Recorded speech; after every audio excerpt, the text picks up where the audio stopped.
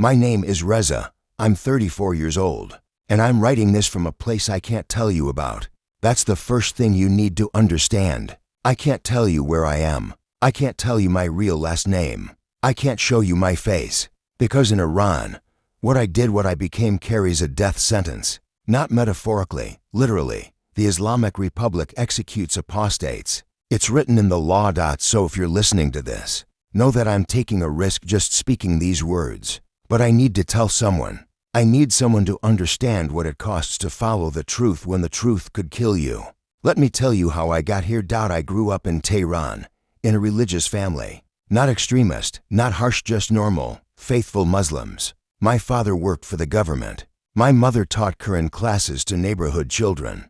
I have two sisters, both married now with kids of their own. I was a good son. I prayed. I fasted during Ramadan.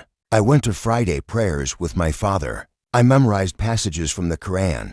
I did everything I was supposed to do, and I believed it. That's important. This wasn't some rebellious phase or teenage anger. I genuinely believed in Islam, in Allah, in the Prophet, in everything I'd been taught since I could talk. I studied engineering at university. I got a job at a telecommunications company. I got engaged to a woman my mother introduced me to, Zara, beautiful and kind, from a good family. We were supposed to get married last spring. My life was planned out, stable, safe, everything a man could want in Iran if you kept your head down and followed the rules. Then I met David. David was a colleague at work, British, here on a 2-year contract, helping us upgrade some infrastructure. Friendly guy, spoke decent Farsi, always respectful. We ended up working on the same project, spending long hours together in the office. We talked about everything, football, movies, politics, carefully, the way you have to in Iran, technology, life. One day he mentioned he was Christian. I don't even remember how it came up. Maybe we were talking about holidays or something. But I was curious. I'd never really known a Christian before. Not personally. I asked him questions. Not confrontational ones. I wasn't trying to convert him or argue. Just genuine curiosity. What do you believe? Why? How is it different from Islam? He answered everything patiently. Never pushy. Never trying to convince me of anything. Just explaining. And something about the way he talked about God. It was different. Like he knew God personally. Like God was his friend, not just his judge. It stuck with me. I started researching on my own. Carefully, very carefully. In Iran, you can't just go buy a Bible or walk into a church. There are underground churches, but they're monitored, rated, shut down. Christians get arrested for acting against national security. But the internet exists. VPNs exist. If you know where to look and you're careful, you can find things. I found a website with the Bible in Farsi. I started reading. Late at night, on my phone, under my blanket like a teenager hiding something from his parents. Which, in a way, I was. The Gospels hit me like nothing I'd ever read before. The way Jesus talked. The way he treated people, women, sinners, outcasts, foreigners. The way he claimed to be God himself, and then proved it by dying and rising again. In Islam, we revere Jesus as a prophet. But this was different. This Jesus wasn't just a prophet pointing to God. He was claiming to be God. And everything in me wanted to dismiss it, to close the browser, to forget what I was reading. But I couldn't. I kept thinking about Surah 4-157 in the Quran, where it says Jesus didn't really die on the cross, it just appeared that way. But why would Allah deceive people like that? Why would he let everyone think Jesus died? Let the disciples believe it. Let a whole religion form around it, if it wasn't true. And if it was true, if Jesus really did die and rise again, then everything changes, everything. I couldn't talk to anyone about this. Not my father, not my friends, definitely not Zara, who was already planning our wedding and talking about how many children we'd have. I felt like I was going crazy. I'd wake up at night in a cold sweat, terrified of where my thoughts were leading me, terrified of what it would mean if I actually believed this. But I kept reading. I kept praying to God, not sure anymore who or what God was, just asking for truth, for clarity, for help. And slowly, over months, I came to believe it. Not because I wanted to, not because it made my life easier, but because I couldn't not believe it anymore. Jesus was who he said he was. He died for my sins. He rose from the dead. He offers salvation not through good deeds or following rules, but through faith in Him. It was the most beautiful and most terrifying realization of my life. I tried to keep living my normal life. I went to work. I went to Friday prayers. I smiled at Zara and pretended to care about wedding plans. I had dinner with my family and listened to my father talk about politics and religion, and how grateful we should be to live in an Islamic republic. But inside, I was dying. Every time I prostrated in prayer at the mosque, I felt like a liar. Every time I said there is no God but Allah and Muhammad is His prophet, the words tasted like poison in my mouth. I wanted to tell someone. I needed to tell someone. But who? David had gone back to England by then. My Christian friends, I didn't have any. The underground church, I'd heard too many stories of informants, of people getting arrested, of pastors disappearing. I was completely alone with this secret that was eating me alive. Then I made a mistake. I was at my parents' house for dinner. My sister's husband was there, talking about some news story about Christians being arrested for evangelizing. He was angry, saying they deserved whatever they got, that apostasy is treason, that people who leave Islam are betraying their country, and I couldn't keep quiet. I said something like, "But what if someone genuinely believes something different? What if they're seeking truth?" Everyone went quiet. My father looked at me strangely. My brother-in-law asked what I meant. I tried to backtrack, to laugh it off, to say I was just playing devil's advocate. But I could see it in their eyes, suspicion, concern. My mother asked me later if everything was okay, if I was having doubts, if I needed to talk to an imam. I lied. I said no, I was fine, just tired from work stress. But from that moment on, I knew I was being watched more carefully. The real crisis came with Zara. We were supposed to get married in 3 months. Her family had paid for the venue. My mother had invited 100 people. Everything was arranged, and I couldn't do it.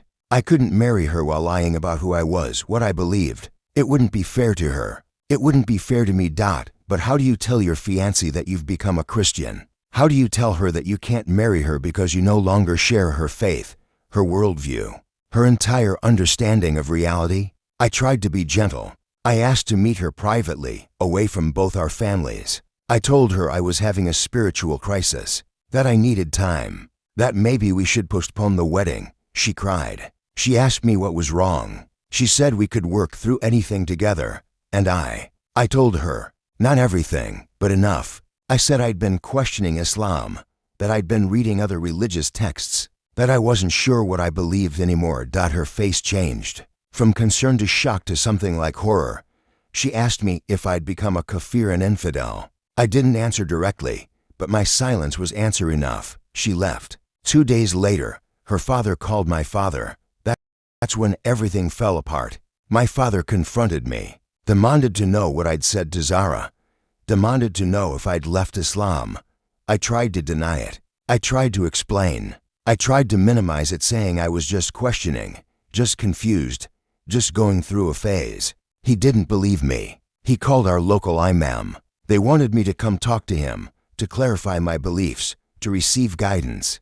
I knew what that meant. Once the religious authorities got involved, once it became official that I'd left Islam, I would be in real danger. The government doesn't play games with apostasy. They've executed people for less. I panicked. I lied. I said everything they wanted to hear. I recited the Shahada, the declaration of faith. I swore I believed in Allah and Muhammad. I blamed work stress, Western influence, satanic whispers. My father wanted to believe me. I could see it in his eyes. He wanted so badly to believe.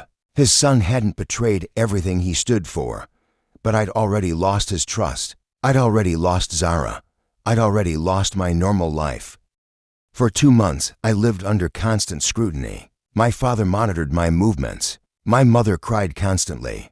My sisters looked at me with pity and disappointment. The imam visited our house weekly to check on my spiritual health. I played along. I went to the mosque more than ever. I prayed loudly. I quoted the Quran. I did everything to convince them I'd return to the fold. But at night, alone in my room, I prayed to Jesus. I read the Bible on my phone with the brightness turned down. I begged God to show me a way out, and somehow He did. A friend from university, someone I hadn't talked to in years, reached out to me on Telegram. Said he'd heard I was having problems. Said he might be able to help.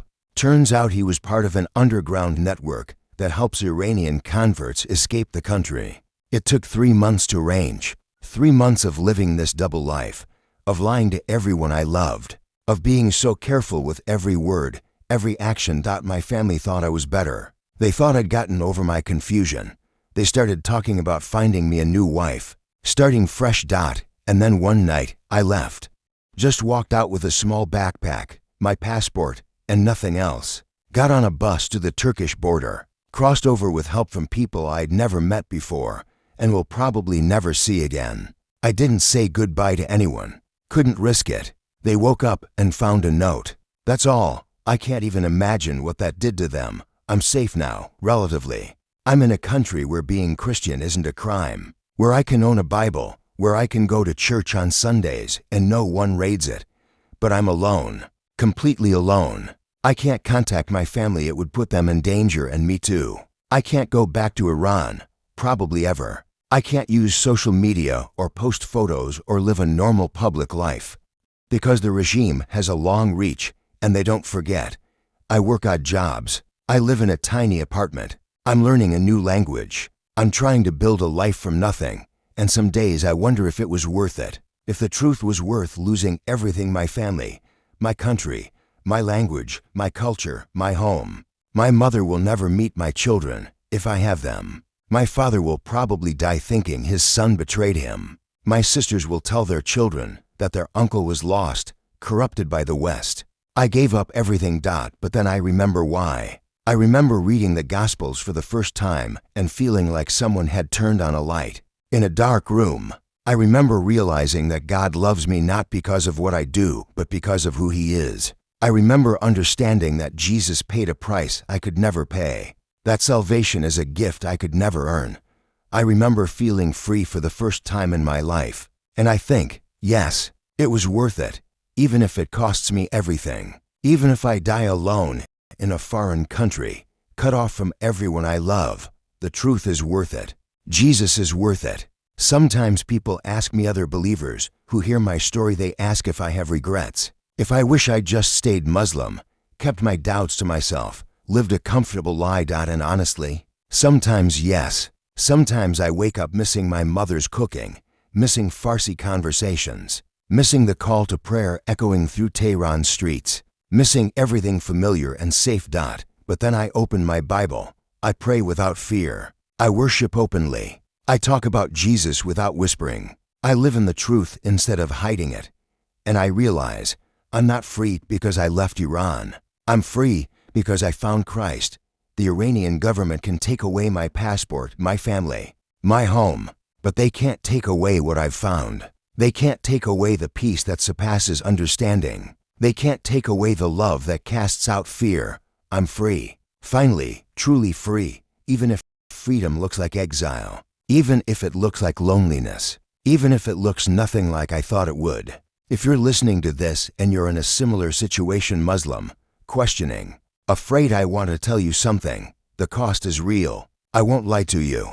Following Jesus might cost you everything. It might cost you your family, your safety, your life as you know it. But He's worth it.